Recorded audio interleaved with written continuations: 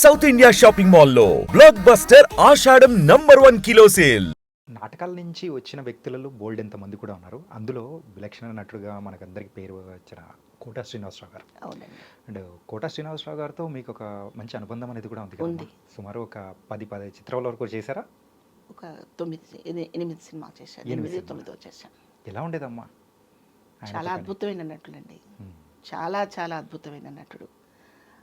మనం చాలా చెప్పుకునేటప్పుడు ఒక్కోసారి ఒక ఎస్వి రంగారావు గారికి, గుమ్మడి గారికి రీప్లేస్మెంట్ లేదు అనుకొని చెప్పుకుంటూ ఉంటాం యా. కదా. అంటే వాళ్ళిద్దరి గురించే కాదు, కొన్ని రీప్లేస్మెంట్ లేవు కదా, అంతే. అలా ఆయనకి రీప్లేస్మెంట్ లేదు ఉమ్, కోటా గారికి. కోటా గారి లాగా, కోటా గారి రేంజ్ అనుకోవడానికి మనకి ఏమో, నేను ఉన్నంత వరకు చూస్తానో లేదో నాకైతే తెలియదు. ఉమ్, చాలా అద్భుతమైన నటుడండి. మొన్న ఆయన చనిపోయినప్పుడు, అంటే ఇప్పుడు కరెక్ట్గా వారమైంది, యా. పోయిన ఆదివారం కదా అవును. చనిపోయింది. సో చాలా బాధేసిందండి, చాలా అంటే నేను ఎలా చెప్పాలంటే, మా ఆర్టిస్టులందరి ఫీలింగ్ ఎలా ఉంటుందంటే, మేము వేరువేరు వీధుల్లో, వేరువేరు స్ట్రీటుల్లో ఉన్నప్పటికీ, ఉమ్, ఈవెన్ వేరువేరు ఊర్లలో ఉన్నప్పటికీ, ఉమ్, మా ఆర్టిస్ట్ ఒకళ్ళు తొలగిపోతే మా గ్రూప్లో నుంచి, మా ఫ్యామిలీలో నుంచి ఒక వ్యక్తి వెళ్ళిపోయినట్టుగా ఫీల్ అయిపోతాం. యా. అంత బాధ ఉంటుంది మాకు. ఉమ్, ఎందుకంటే ఏదైనా ఒక క్యారెక్టర్ చేయాల్సి వచ్చినప్పుడు సమ ఉజ్జీలుగా వెతుక్కుంటుంటాం.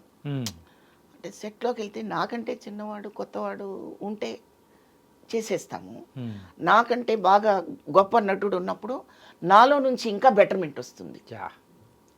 కదా అండి, అది నిజమ్మా.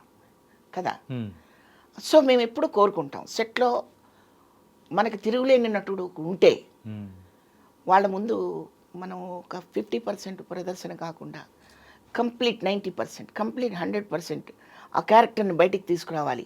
ఆ సెట్లో మనం పోటాపోటీగా ఉండాలండి. కాంపిటీషన్ ఎప్పుడు వస్తుంది? అవతల వాడు ఉద్దండుడైతే వస్తుంది, యా. మనలో కొత్తోడు కూడా ఒకడు వస్తాడు. అటువంటి నటుడు ఆయన, ఉమ్, చాలా గొప్ప నటుడు అనమాట. నేను తిరుమల తిరుపతి వెంకటేశ అని ఆయన కాంబినేషన్లో యా. ఆయన వైఫ్ క్యారెక్టర్ చేశాను. మా కూతుళ్ళు ఒక రోజా, కోవై సర్ల గారు, అండ్ మహేశ్వరి, మహేశ్వరి, రవితేజ గారు, శ్రీకాంత్ గారు, శ్రీకాంత్ గారు, బ్రహ్మానంద గారు మా అల్లుళ్ళు క్యారెక్టర్లు. ఏదో ఒక బంజారా హిల్స్లో ఒక గెస్ట్ హౌస్లో వాచ్మ్యాన్ క్యారెక్టర్ ఆయనది, వాచ్మ్యాన్ వైఫ్ క్యారెక్టర్ నాది. బిస్లరీ ఖాళీ బాటిల్స్లో వాటర్ నింపి, ఇది బిస్లరీ వాటర్ అని చెప్పి పిల్లలకి తాగిస్తూ, లేదా బయట కూడా అమ్ముతారనుకుంటా, యా. అలాంటి క్యారెక్టర్ ఇప్పుడు జరిగేది మీరు అప్పుడే చేసేసారు. చేస్తాం. ఇప్పుడు జరిగేది Yeah. ఫ్యాక్ట్. ట్యాప్లో వాటర్ పెట్టి వాటర్లు పోస్తూ ఉంటారు అందులో. నా క్యారెక్టరు అటు ఆయన పిసినర్తనాన్ని కొద్దిగా ఆవగించుకుంటూ, ఆయన కష్టాన్ని కొంచెం గమనిస్తూ, ఉమ్, మళ్ళీ చెడ్డవాడు కాదు భర్త, మంచివాడు.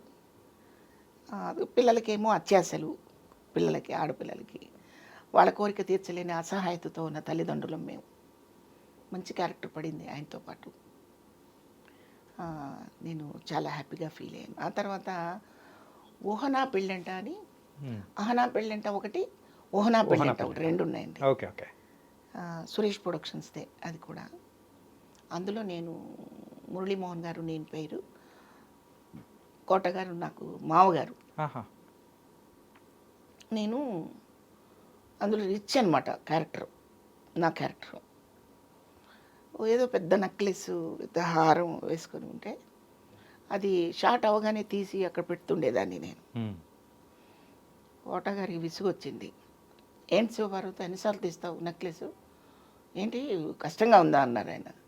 కాదండి, బాగా ఇచ్చింగ్గా ఉంది, అందుకని మరి షార్ట్కి ముందు పెట్టుకుందాం అని తీసాను అనగానే, రామారావు గారి గురించి తెలుసా నీకు అన్నారు ఆయన.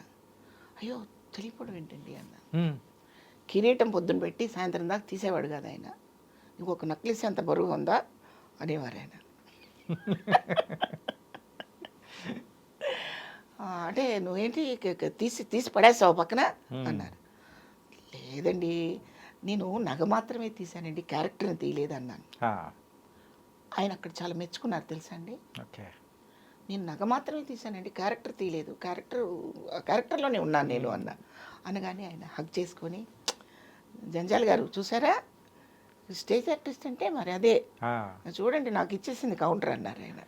అయ్యయ్యో కౌంటర్ కాదండి, కౌంటర్ కాదండి, అదేలే నువ్వు నాకు కౌంటర్ ఇచ్చాలే అన్న అంటారు.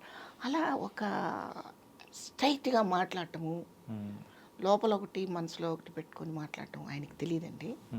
స్ట్రైట్గా ఉంటారు ఆయన. కోట శ్రీనివాసరావు గారు అనేటప్పటికి ముక్కుసూటి వ్యక్తి, ఏదున్నా కానీ మనసులో దాచుకోకుండా ఎంత పెద్దటి మాట అయినా కానీ స్ట్రైట్ ఫార్వర్డ్గా వేదిక ఏదైనా కానీ ఆ వ్యక్తి గురించి అయినా అట్లే చెప్పేవాడు. అవునండి. అట్లాగే ఆర్టిస్ట్ని గమనిస్తారండి ఆయన.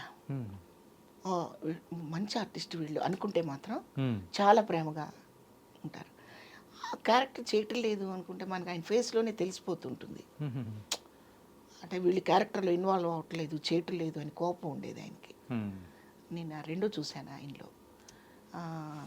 ఇంకా తర్వాత తెలుగు భాష మీద, తెలుగు కల్చర్ మీద, తెలుగు ఆర్టిస్టుల గురించి ఒక పెద్ద తపన ఉండేదండి ఆయనకి. అది నిజమ్మా. మీరు చాలాసార్లు చెక్ చేసుకోండి, ఎటువంటి సభలోనైనా మా తెలుగు వాళ్ళకి ఎందుకయ్యా మీరు ప్రయారిటీ ఇవ్వరు, చక్కగా డైలాగులు చెప్పే ఆర్టిస్టులను ఎందుకు మీరు వదులుకుంటారు అని ఒక బలమైన పోరాటం చేశారు ఆయన.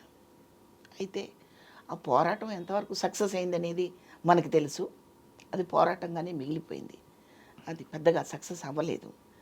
మన వాళ్ళకి తల్లులు కూడా మోడ్రన్గా కనిపించాలి.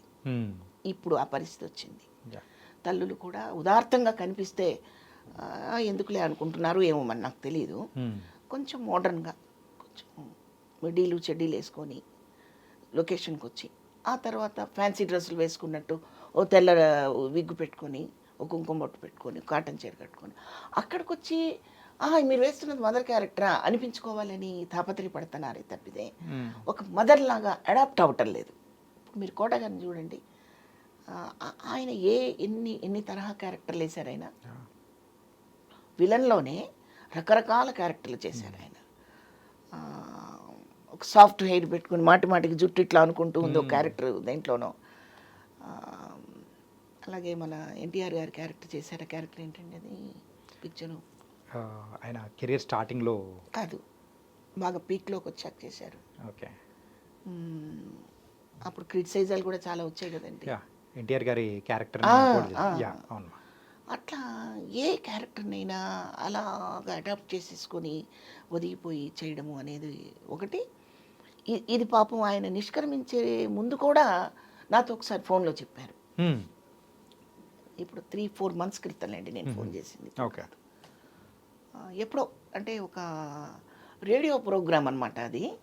దాంట్లో కోట గారి గురించి నేను చెప్పాల్సి వచ్చి చెప్పిన తర్వాత ఆయనే నాకు ఫోన్ చేశారు. ఓకే. బాగా చెప్పావు శివపార్వతి అంటే, ఉన్నదే కదండి నేను చెప్పింది, కొత్తది చెప్పలేదు కదా అని మాట్లాడుకున్నాము. నువ్వేం చేస్తున్నావు అంటే, లేదండి కొద్దిగా స్లో అయింది నా నడక అంటే, పరిగెత్తేదానివిగా అన్నారు. పరిగెత్తేది ఒక్కోసారి నడక అవుతుందండి, ఒక్కోసారి నిలబట్టం కూడా అవుతుంది కదా అన్న. నువ్వేం తగ్గలేదు అన్నారు ఆయన. ఆ రోజు ఏదైతే కౌంటర్ ఆయన అన్నారో అలాంటిది. కానీ అది బాగుండేదమ్మా. అంటే మీరు ఎట్లా ఎక్కువ ఉంటే మీ ఇద్దరి మధ్యలో అరే అనుబంధం కానీ చెప్పడం, ఆ ఫ్రెండ్లీ కానీ. నువ్వేం తగ్గలేదుగా అన్నారు. అయ్యో భలేవారేనండి అన్న. ఓకే ఓకే, మనకి రిచ్ ఫేస్ లేవు అంటున్నారు మరి డైరెక్టర్స్, 500 కాగితాలు అంటించుకుందాం ముఖానికి అని కూడా అన్నారు. ఓకే. అంటే రిచ్గా ఉండటం కోసం నవ్వించారు కాసేపు. మొన్న ఏడిపించారు, బాధేసిందండి. కానీ